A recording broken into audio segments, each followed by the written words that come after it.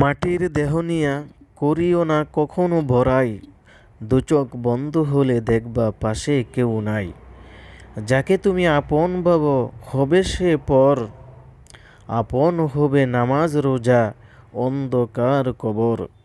প্রিয় বন্ধুরা, বাড়ি থেকে বাজারে যাওয়ার পর যদি দেখেন টাকা বা মানিব্যাগটা ফেলে এসেছেন, তাহলে তো অবশ্যই বাড়িতে ফিরে আসবেন। আর কবরে যাওয়ার পরে যদি দেখেন নামাজ না পড়ার কারণে আপনাকে শাস্তি দেওয়ার জন্য সব কিছুই প্রস্তুত, তাহলে কি ফিরে এসে নামাজ পড়া শুরু করতে পারবেন? কখনোই পারবেন না।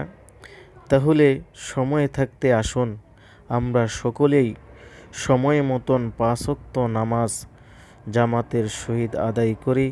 আল্লাহ তাআলা আমাদের সবাইকে 5 ওয়াক্ত নামাজ পড়ার